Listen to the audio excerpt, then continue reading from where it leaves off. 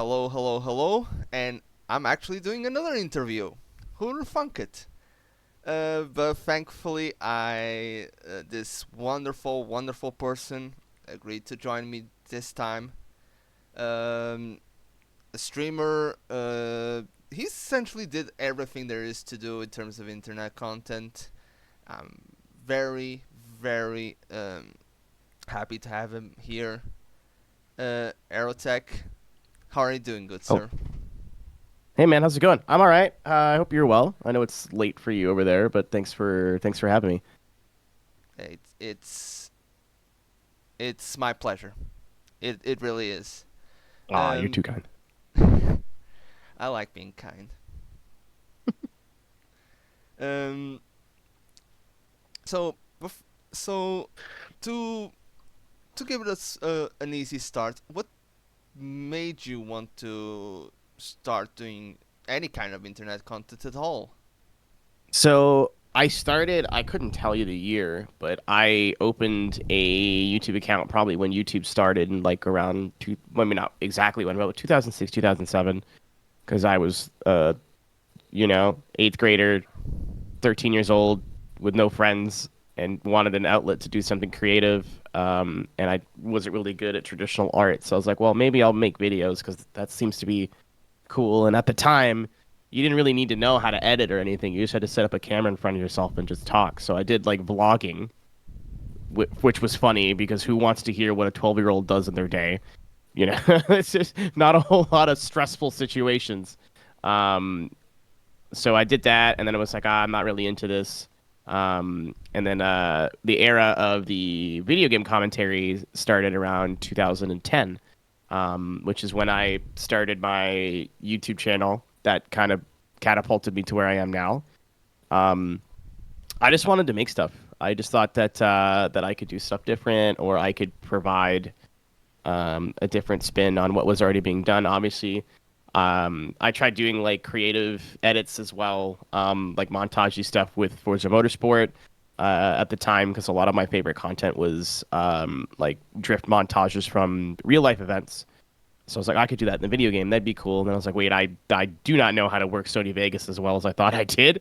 So it just kind of transitioned to commentary, and people seemed to like it, and it was kind of a snowball effect from there for the last 14 years. Um, was there any specific Let's Player or any specific Let's Player that showed you that was a good direction to go on?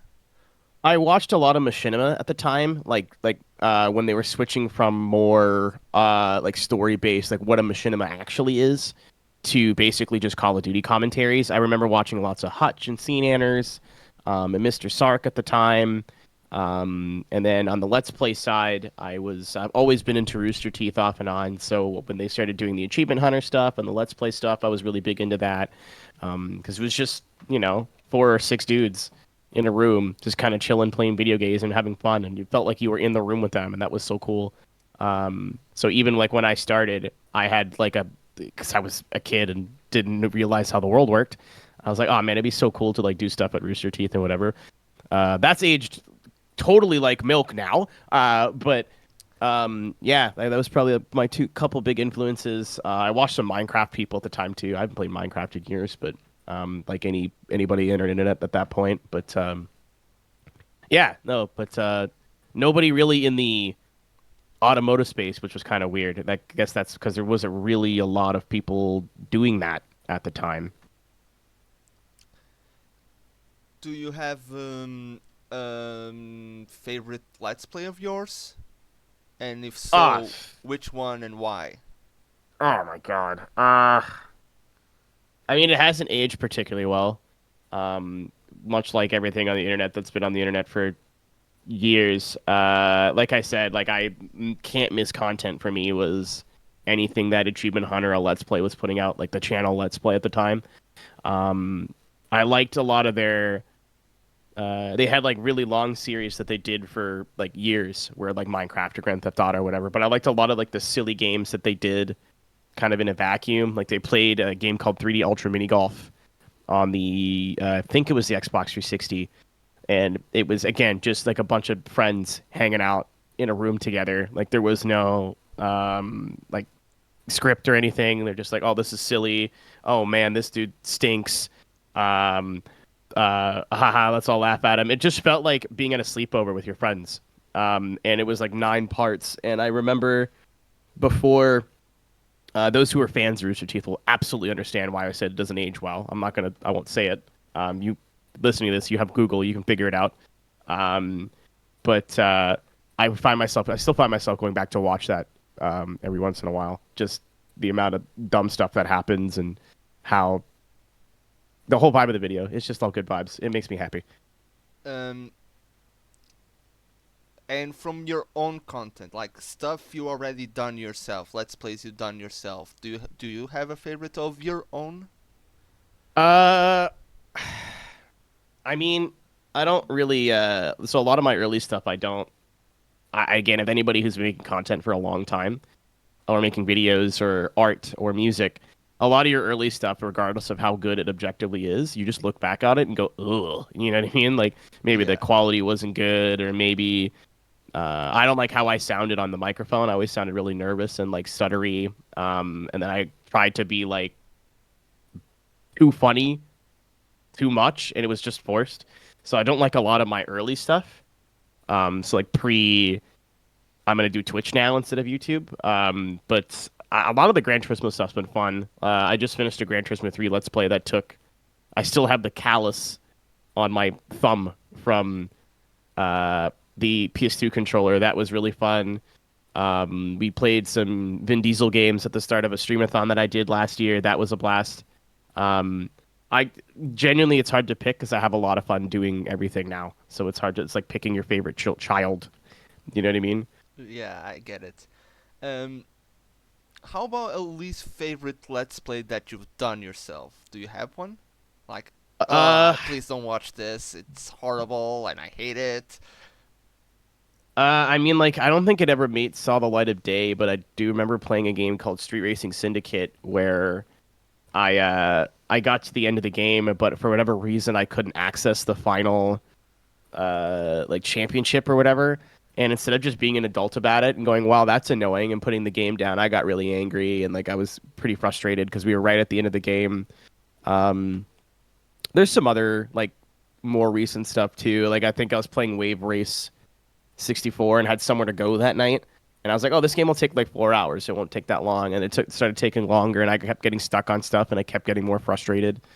Um, so I mean, yeah, there's been some stuff where either I've not finished it because I got discouraged or upset or whatever. But um, that's kind of like the cool part about Let's Playing, especially long form stuff. If you don't edit it, it's like you're along for the ride, right? You're here for the good moments, whether you run through a game really quick or um, accomplish a bunch of stuff that you've never done in the game before, or you get stuck and have troubles. That's kind of the beauty of what makes it Let's Play interesting to watch is that you're like, it's a Let's Play. You're there for the good, the bad, the frustrating, the easy. That's just kind of comes with the territory.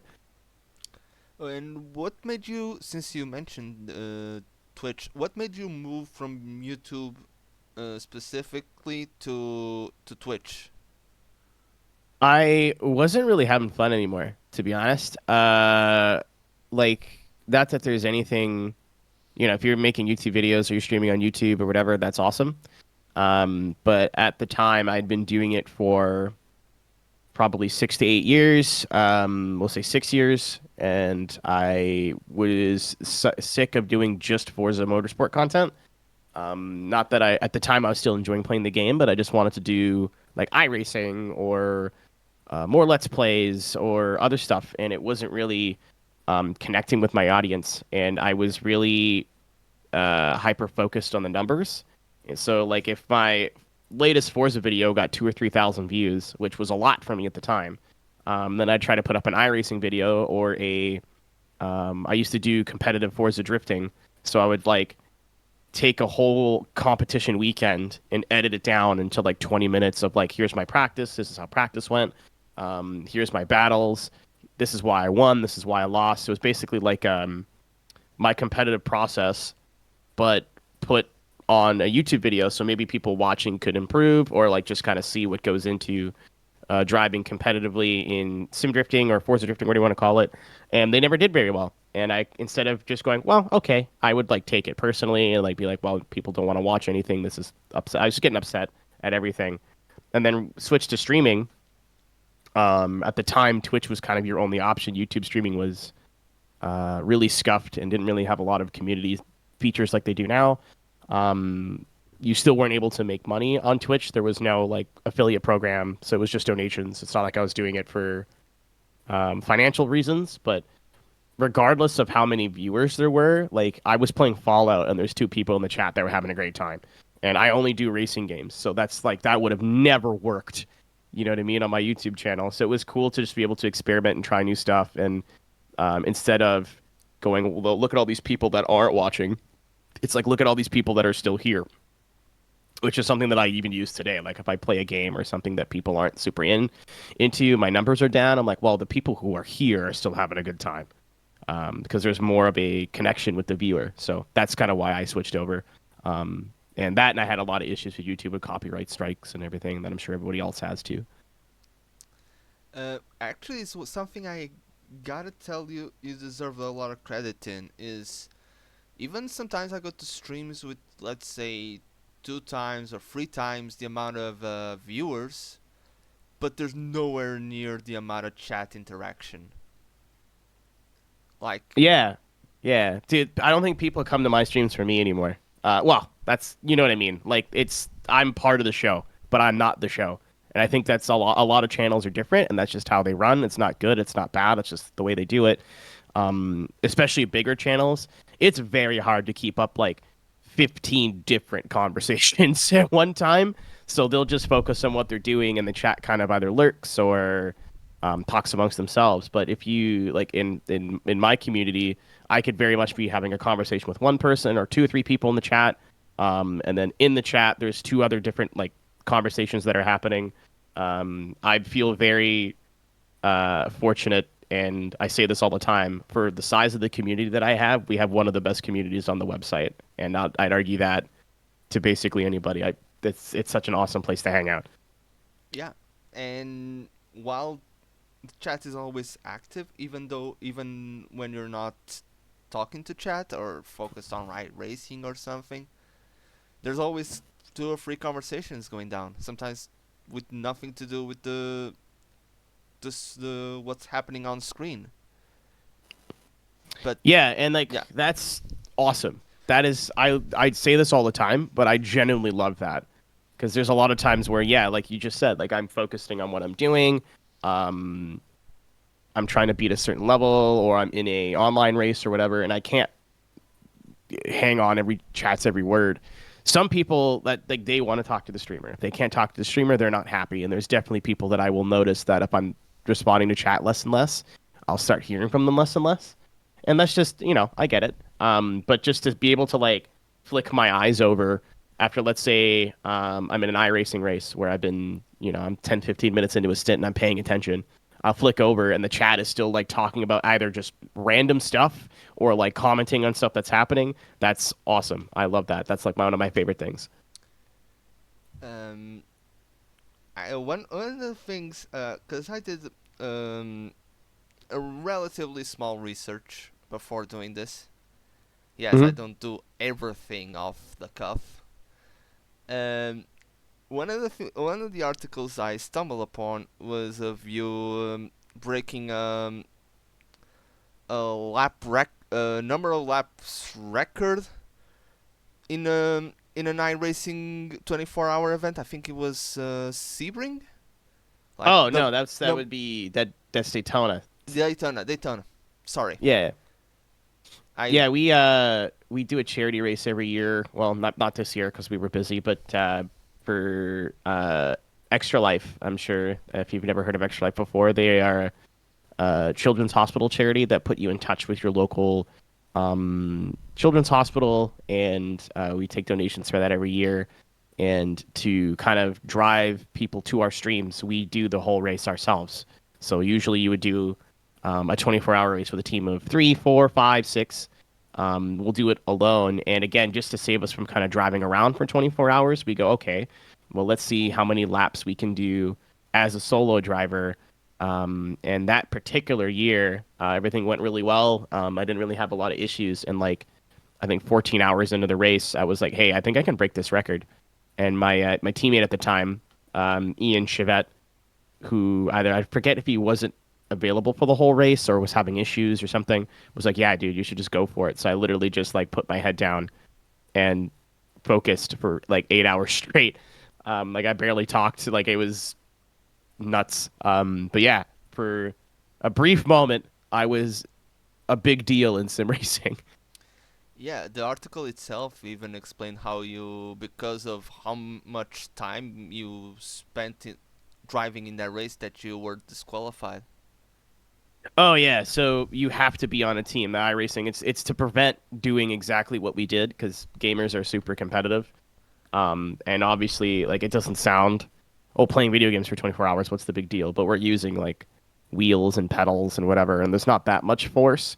But after, I can tell you, even with, I was doing that on a desk setup, but even with having like a nice racing rig and a nice wheel, 24 hours straight of driving, like my knees are killed the next day, my shoulders and my neck are in a ton of pain. You risk blood clots if you don't move around a lot. Usually, if you're driving, you're not eating very well. Um, so like, yeah, it sucks. And if that's you save time on driver changes, so people will absolutely just not have another driver to gain an advantage, and someone will get hurt eventually. So there is a DQ system there. Um, but that's kind of not like people ask me every year when I do that race. They're like, "What's why do you do it if you get DQ'd?" I'm like, it doesn't matter where we finish. I get to know the laps, which is what I'm competing for, and that doesn't change. And we get to raise a bunch of money for children's hospitals. I think the last year we did it in 2023, I think it was like 5 or 6 thousand US dollars for like a community our size. That's bonkers. Like that's bananas. So, that's the real like I could get DQ'd. I could finish last. I don't really care for raising money for kids. That's kind of the only important thing. Great, absolutely. How did the opportunity to start doing this kind of, or taking part in these kinds of events rather, come to be?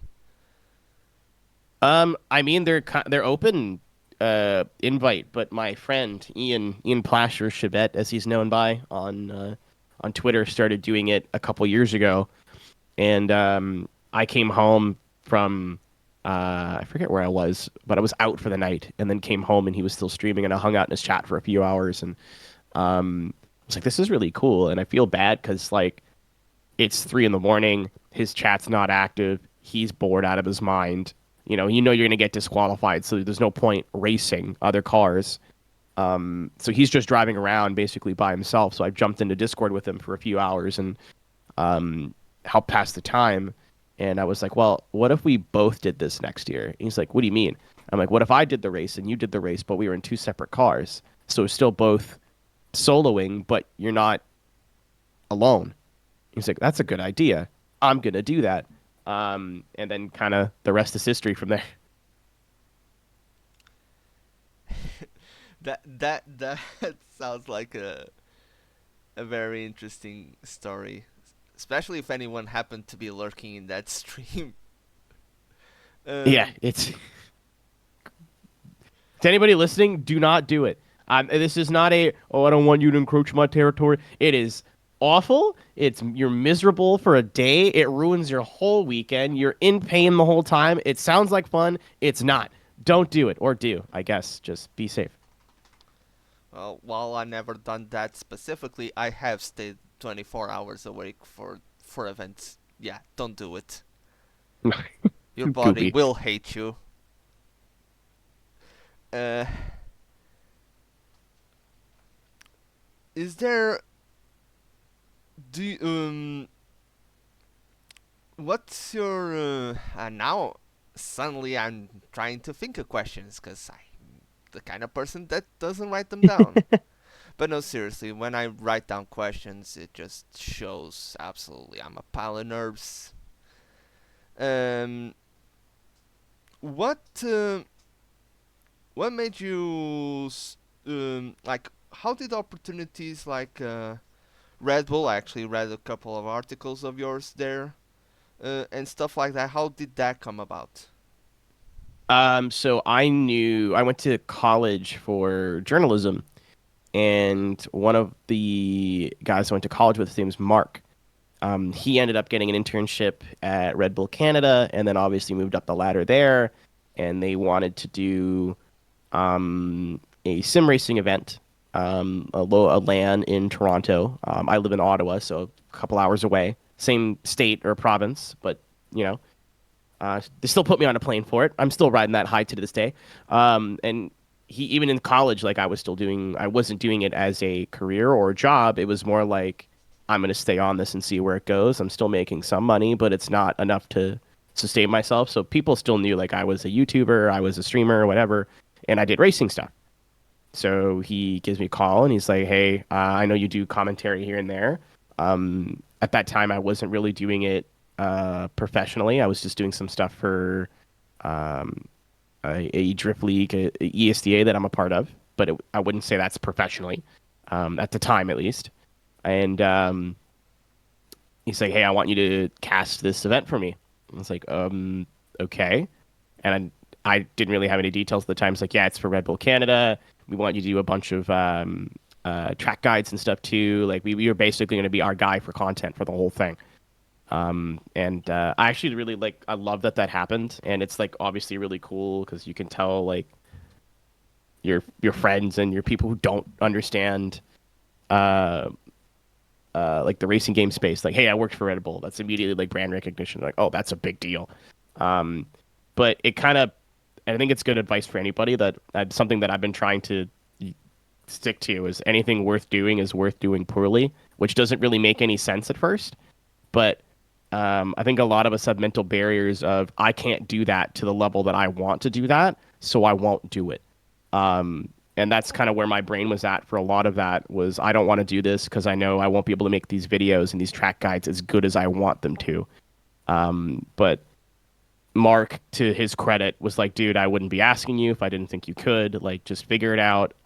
If it needs stuff, we'll work through it. And they were stoked. They were happy with everything that I did, and I got to commentate a sim racing event in person and had my travel covered and all expenses paid and stuff. And I have other opportunities now and stuff that's come because of that. But like that was the first big push in my brain. Like, dude, I know you probably can't do it, but you have to try because if you don't try, you'll never know. Um, that was like, yeah. So that's like, I got really lucky with that. Just nepotism, woo. But because of that event too, it's like I have something on my resume and like, oh, you're trustworthy. And I've gotten a bunch of opportunities after that because of that too. So I'm really stoked that I got the chance to work with them.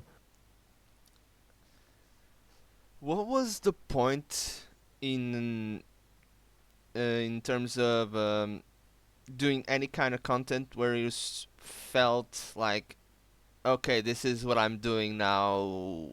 It's more than just a small pastime that I do after school or whatever. I mean, I had a couple of moments. Obviously, in if you say you're making like 100, $200 a month in 2012, YouTube was a totally different place. There was not billionaires and conglomerates and corporations on the platform like there is now. There wasn't people starting YouTube channels as a business. You know what I mean? Um, so I'm a fresh out of high school, getting checks from Machinima every month, and I'm like, man, I think there's something here. And like a lot of the people around me, obviously, it's brand new form of income. Like people don't really, especially people outside of our generation, a little bit older, parents, teachers, don't really get it yet because it's brand new and it makes no sense.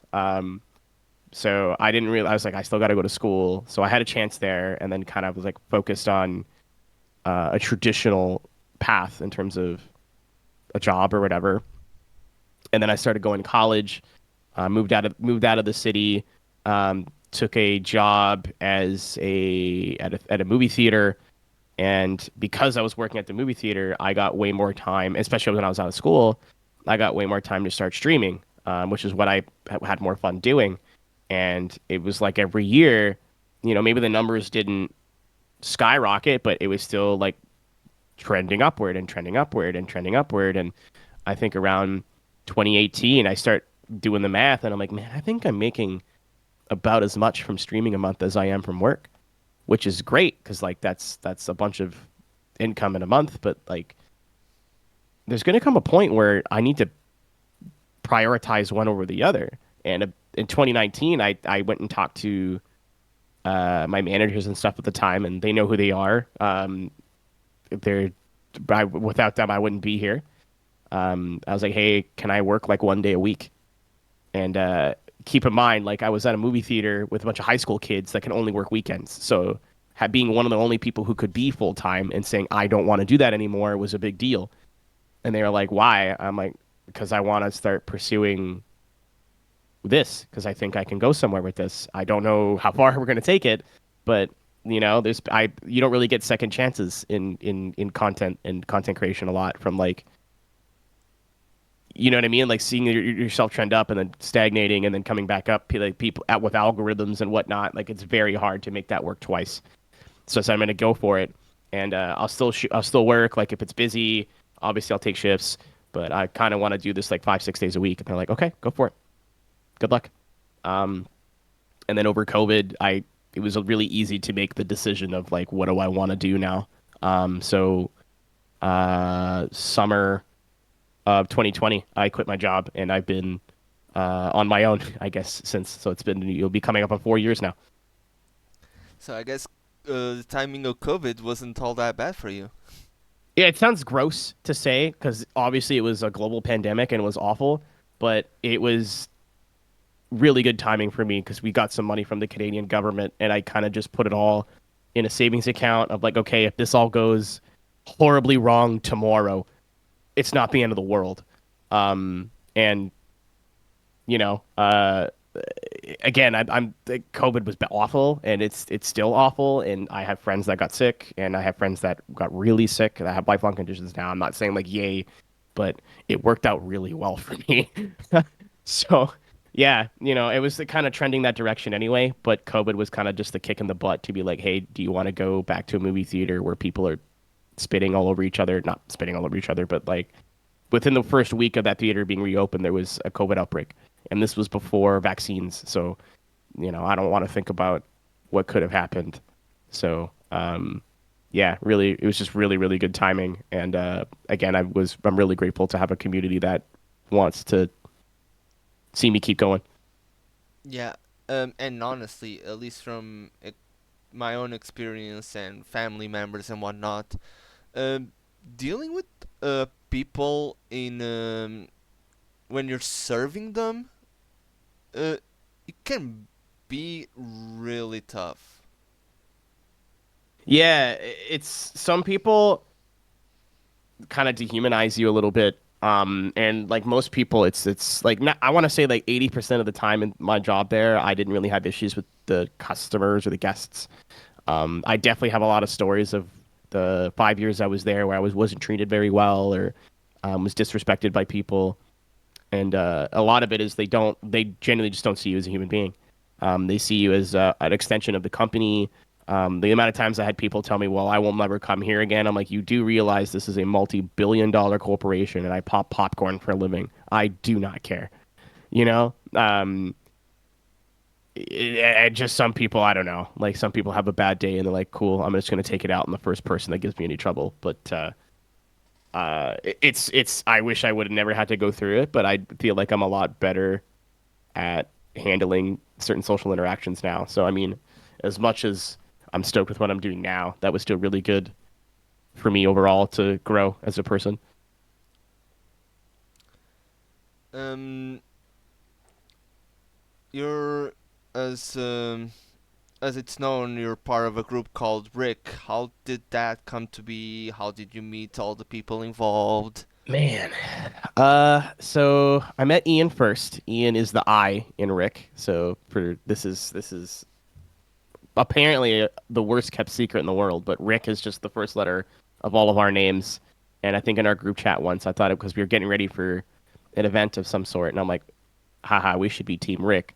And everyone went, that's stupid. That's what we're doing now. And it kind of just snowballed to what it is now. I met Ian via YouTube. He was doing iRacing, I would say probably around 2013 or 2014, and nobody was really doing iRacing content at the time. There's probably a handful of people. Um, so I latched onto him, and he's the reason I even got into the sim in the first place. Cisco and Ian were Cisco's the C in Rick. He's an iRacing employee now, but at the time he was working for a production company in iRacing, just trying to get they're huge now, but he was just trying to get them out, get the feet off the ground, and I met him through Ian, and then Ryan.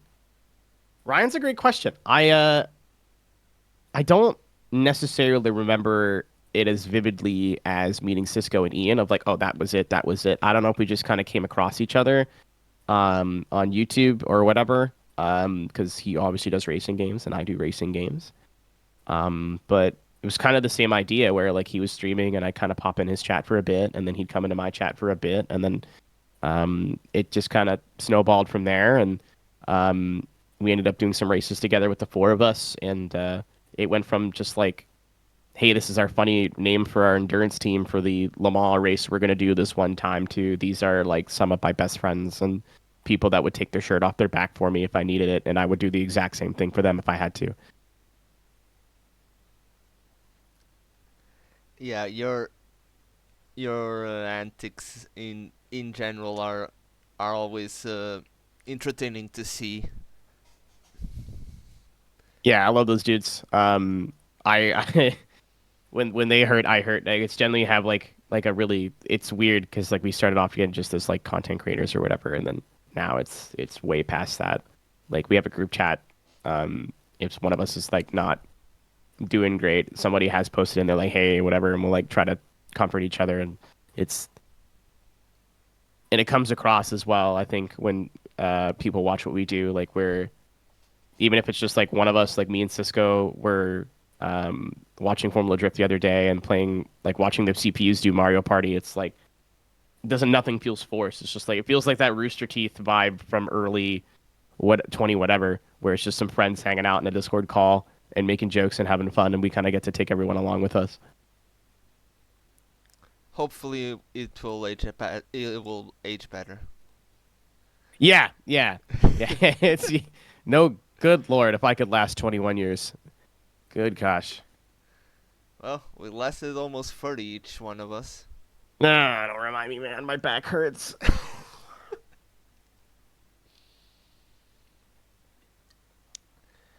Uh,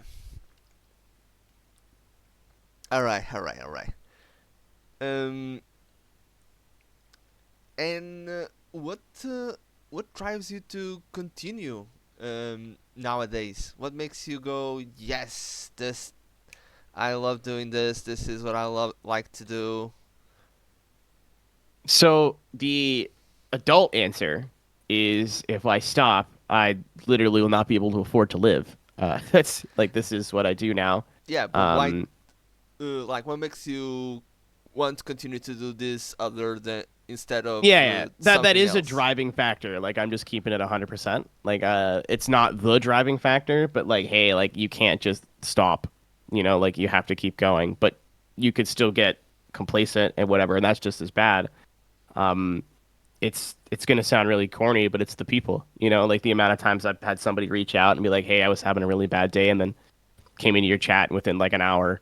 I kind of forgot what I was upset about, and you know, it's still gonna bother me later on, but it gave me some peace and some solace. 'Cause, I mean, I don't know if other content creators, other streamers specifically are like this, but it has the exact same effect on me too. Like if I'm feeling like crap and I sit down in the chair and I turn the lights on, you know, I can't just sit there and be miserable for I can. It's happened. But I don't want to sit there and be miserable for 6 hours. So like I try and talk with people and eventually, you know, 45 minutes an hour later you realize like, hey, I feel a lot better and maybe it's gonna be worse again later, but at least this is like a little um break or reprieve from feeling like crap. So like it's knowing that there's people there.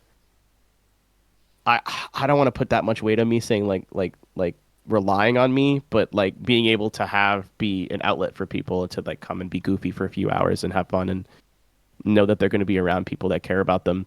Um, and encouraging messages from the community too. Like the streamathon was huge, and not just financially. Like people would come in and seeing people that were there every day for weeks.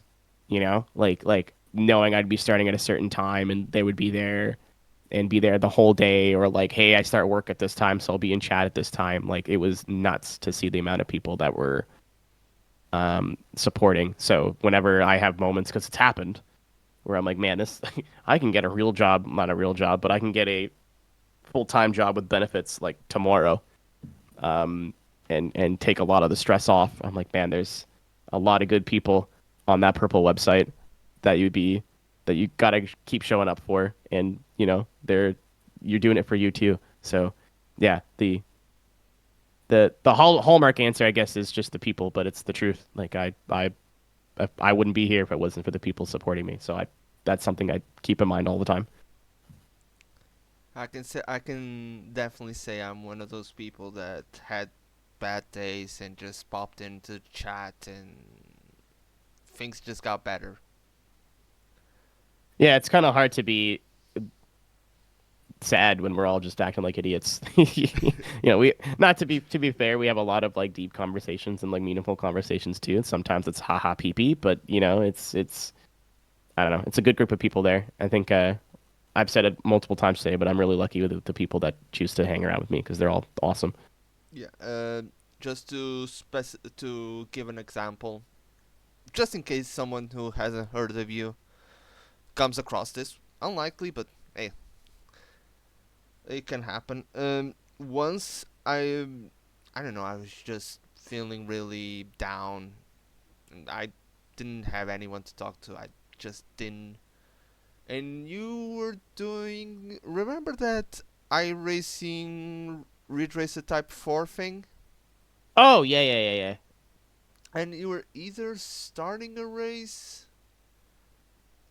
one of the later rounds. I know because of things that happened in that you weren't as focused on doing as well as you could on that anymore, but you still took the time to like talk to me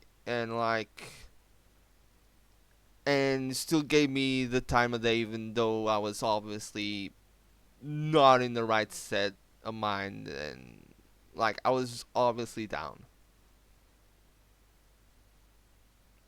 Yeah, So man. Uh,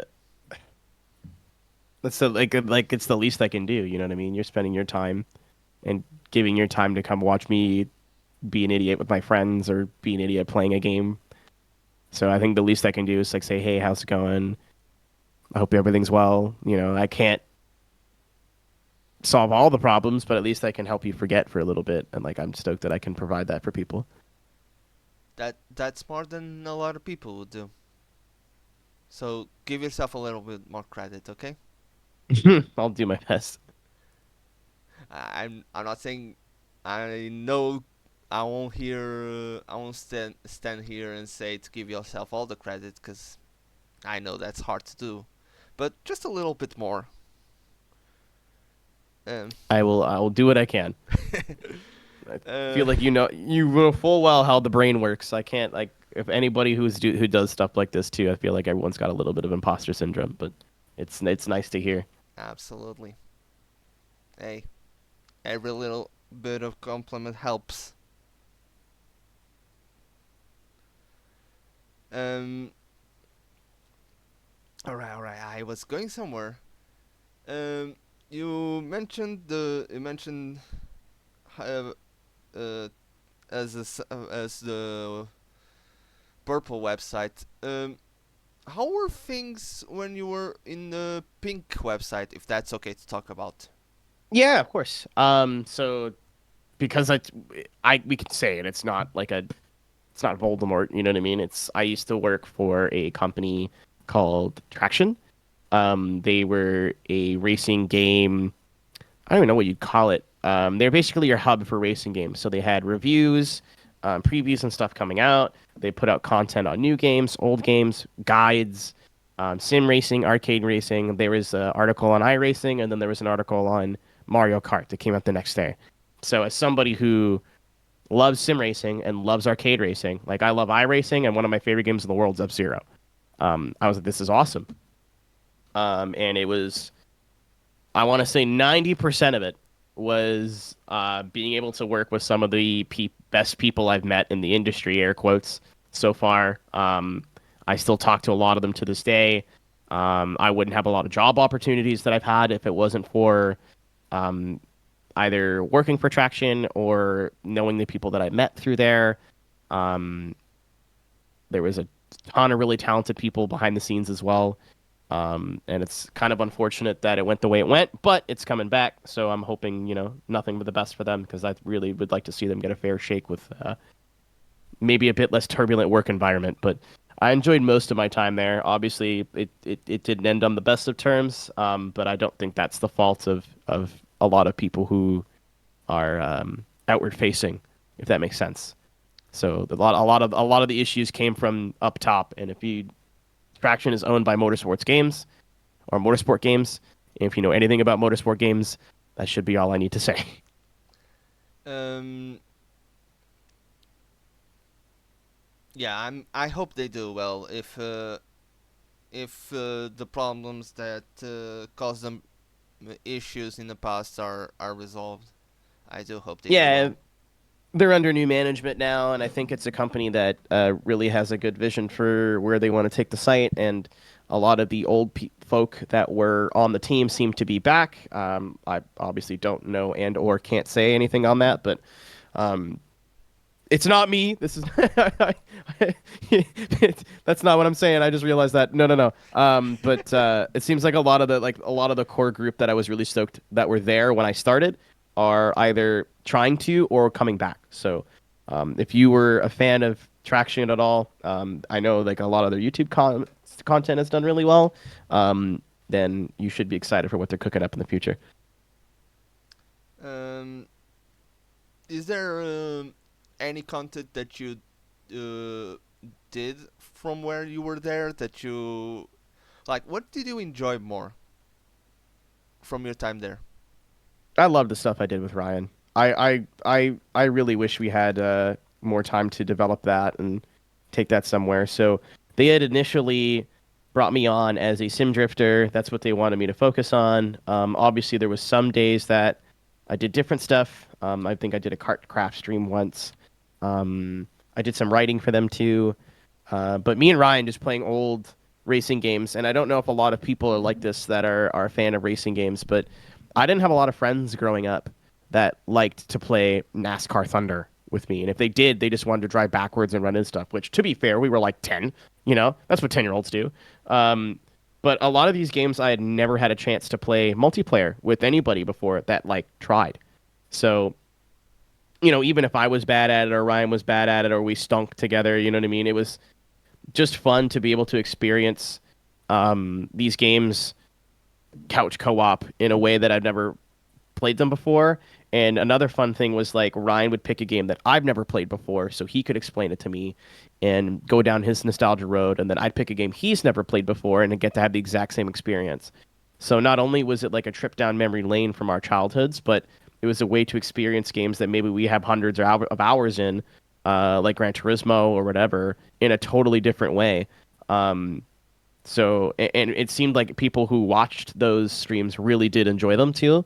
Not that I didn't enjoy anything else I did there, but the show was called Head to Head, and I really hope I find time or we find time to start doing that again because it was really, really fun. And I think the best thing that we did for that website for sure. Yeah, and you to just in general, whatever you to decide to do, it just always ends up working because I don't know, your personalities just work well together. Yeah, Ryan, like we're both kind of the same brand of humor. Ryan's a bit Rhino GT4 rather, the pink Vitz guy. That's my friend. That's my cool and famous friend. Um, but he's a bit more subdued and quiet, and I'm more loud and rambunctious, but we play really well off each other when we're in the same room. Like my favorite bit to tell people, Ryan's like no stranger to silly, but again, he's like not as screamy loudy as I am. When we'd get in the Discord call and get set up, the first thing I would do is go, and then he'd go, and we'd do that back and forth for 10 minutes. Like, just nonsense. There's no camera, there's no microphone, we're just dumb. Like, I don't know what it is when it was just the two of us, but um, yeah, like what you said, really good chemistry together. Yeah, it just works. And Ryan is essentially like uh, no alcohol, no nothing. Yeah, no, So it's all Cisco. natural. Yeah. Yeah. Ryan is I don't know if I'd say he's straight edge because that sounds like he's making a point. You know what I mean? But he's what's it called? He just doesn't it doesn't interest him. He's like, oh man, I like we will be talking about like a certain drink or alcohol in a chat, either his chat or mine, and he'd be like, yeah, I wish I could. I'm like, no, you don't, man. It's we're in our 30s, dude. It's not we're not 22 anymore in college. It doesn't matter. Whatever you choose to do is you choose to do. But yeah, Ryan is just he's underratedly funny. Like he's very very funny. He's the one dude in your group of friends that doesn't make a joke often, but when he does, it's hilarious. I love that about him. Uh, I think no one underrates him more than himself.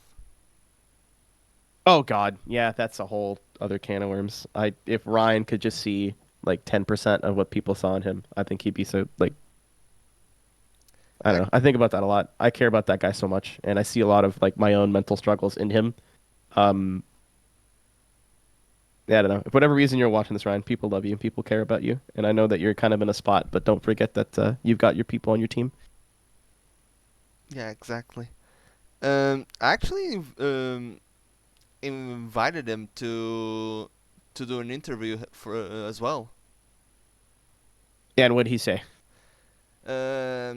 He thought he wasn't going. He wouldn't be. I think he said not entertaining enough. Yeah, that sounds Something like along Ryan. those lines. I didn't commit the exact answer to memory.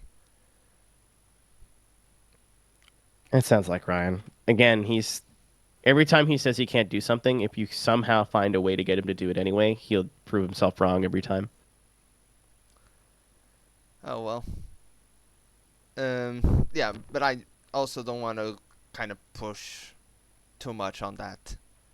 No, no, I got you. It's But I wish he would, but you yeah. know, what are you gonna do? Um, if um, if I'm honest, I can't think of any further questions. So I think we'll wrap it up here.